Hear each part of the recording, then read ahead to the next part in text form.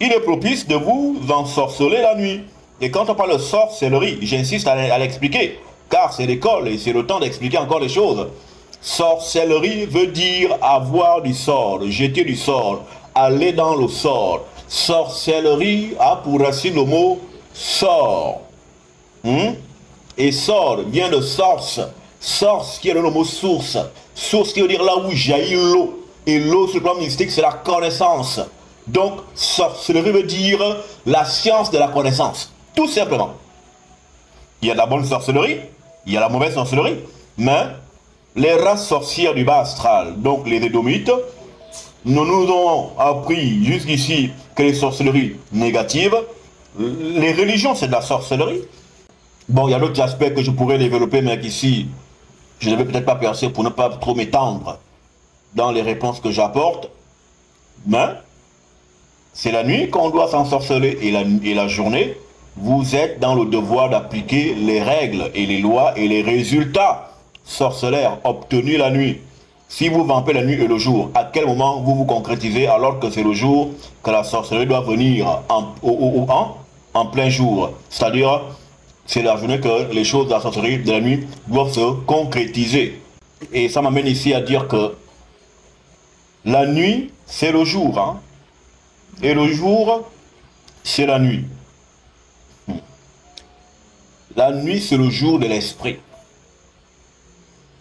C'est-à-dire quand nous on dort là, c'est là que l'esprit se réveille. Lui, il vit la nuit. Et quand nous on marche la journée, lui dort. Donc, ce qui est jour pour le corps est nuit pour l'esprit. Et ce qui est nuit pour l'esprit est jour pour le corps. Donc, chacun a son jour. Et le jour commence même la nuit. C'est pourquoi il est écrit que il y a eu un soir, il y a eu un matin, jour 1. Le jour commence la nuit. Mais quand le jour commence la nuit, le jour commence avec les ténèbres féminines. Et quand le jour de la femme s'achève, le jour de l'homme commence. C'est pourquoi la seule fois que tu peux parler fort à une femme, c'est la journée. Maintenant, quand c'est dans la chambre, qu'elle est sans caleçon, les seins pendants, les grosses fesses, le vagin en évidence, qu'est-ce que tu fais? Tu trembles. Jusqu'à tu supplies même, donne-moi un coup. Tu demandes.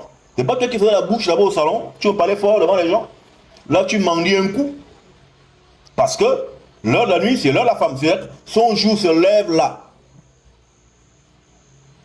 Donc, la nuit est le jour de la femme. Et le jour est la nuit de la femme. Et la nuit est la nuit là, c'est la nuit de l'homme. Et le jour, c'est le jour de l'homme. Chacun a sa période et son temps de règne. Ce que tu as lu des Égyptiens, c'est pas faux. Mais c'est dit avec d'autres mots qui, de façon visuelle, peuvent porter à confusion. Mais d'autres dimensions sont à tenir, à prendre en compte. C'est pourquoi, pour mieux assimiler, faites école par école. Achevez d'abord un processus. Dès que vous avez achevé le processus de l'apprentissage, vous pourrez vous ouvrir à d'autres. Mais si vous voulez apprendre chez tout le monde et en même temps, ça va vous perturber vous-même. Et vous aurez du mal à bien cerner, parce que bien sûr, vous voulez la connaissance. Mais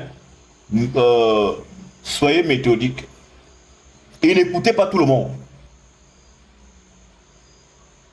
On n'écoute pas tout le monde. Choisissez qui vous écoutez. Apprenez palier par palier. Ne faites pas du surmenage. Ça va vous déranger vous-même. On poursuit.